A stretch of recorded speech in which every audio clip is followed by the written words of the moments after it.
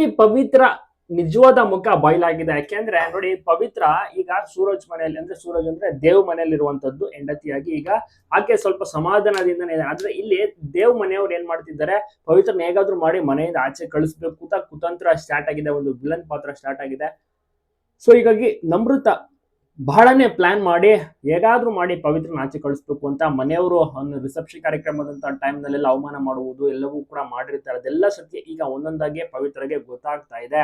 ಹೌದು, ಪವಿತ್ರ ನಿಜವಾದ ಆಟ ಶುರುವಾಗ್ತಾ ಇದೆ. ಯಾಕೆಂದ್ರೆ ಪವಿತ್ರ ತನ್ನ ಒಂದು ನಿಜ ಮುಖವನ್ನ ಅವರಿಗೆ ತೋರಿಸುವಂತ ಒಂದು ಟೈಮ್ ಬಂದಿದೆ.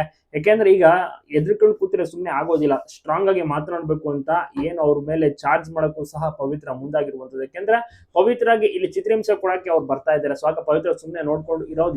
ಹಾಗಾಗಿ ಆಕೆ ಕೂಡ ಎದುರು ವಾಸಿಸ್ತಾಳೆ, ಮತ್ತೆ ಹೊಡೆಯಕ್ಕೆ ಬಂದ ಟೈಮಲ್ಲಿ ಕೈಯನ್ನ ಇಟ್ಕೊಳ್ತಾಳೆ. ಈ ರೀತಿಯ ಒಂದು ಟ್ವಿಸ್ಟ್ ಬರ್ತಾ ಇದೆ. ಇದು ನಿಜವಾಗ್ಲೂ ಕೂಡ ಜನರಿಗೆ ನೋಡುಗರಿಗೆ ಬಹಳಷ್ಟು ಖುಷಿ ಆಗ್ತಾ ಇದೆ. ಆದ್ರೆ ಇಲ್ಲಿ ದೇವ್ ಪವಿತ್ರಾಗೆ ಅಂದ್ರೆ ಸಪೋರ್ಟ್ಗೂ ಸಹ ಬರೋಕ್ ಆಗ್ತಾ ಇಲ್ಲ. ಯಾಕೆಂದ್ರೆ ಅಲ್ಲಿ ಫ್ಯಾಮಿಲಿ ಮೆಂಬರ್ಸ್ ಹೇಳಿದಂತ ಮಾತೆ ನಡೆಯುವಂತದ್ದು. ಸೊ ಹಾಗಾಗಿ ನೀವು ಕೂಡ ನೋಡ್ತಾ ಇದ್ರೆ ನಿಮ್ಗೂ ಕೂಡ ಇಷ್ಟ ಆಗ್ತಿದೆ ಪವಿತ್ರ ಮುಂದನ ಧಾರಾವಾಹಿ.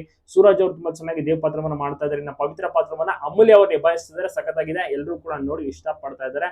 ಒಳ್ಳೆ TRP ರೇಟಿಂಗ್ ಸಹ ಪಡೆದುಕೊಂಡಿದೆ. ಜನರು ಕೂಡ ಖುಷಿ ಪಡ್ತಾ ಇದ್ದಾರೆ. ಈ ಒಂದು ಪವಿತ್ರ ಬಂಧನ ಧಾರಾವಾಹಿ ಶುರುವಾಗಿದ್ದು ಬಿಗ್ ಬಾಸ್ ಮುಗಿದ ಬಳಿಕ ಸೂರಜ್ ಅವರಿಗೆ ಒಂದು ಒಳ್ಳೆ ಆಫರ್ ಸಿಕ್ತು. ಬಿಗ್ ಬಾಸ್ ಮುಗಿದು ಅಂದ್ರೆ ಅವ್ರು ಆಚೆ ಎಲಿಮಿನೇಟ್ ಆಗಿ ಆಚೆ ಬಂದು 2 ದಿವಸಕ್ಕೆ ಈ ಒಂದು ಪ್ರಾಜೆಕ್ಟ್ ಸಿಗುತ್ತೆ. ಶೂಟಿಂಗ್ ಕೂಡ ಸ್ಟಾರ್ಟ್ ಮಾಡ್ಕೋತಾರೆ. ಒಳ್ಳೆ ಗುಡ್ ನ್ಯೂಸ್ ಅಂತಾನೆ ಹೇಳ್ಬೋದು.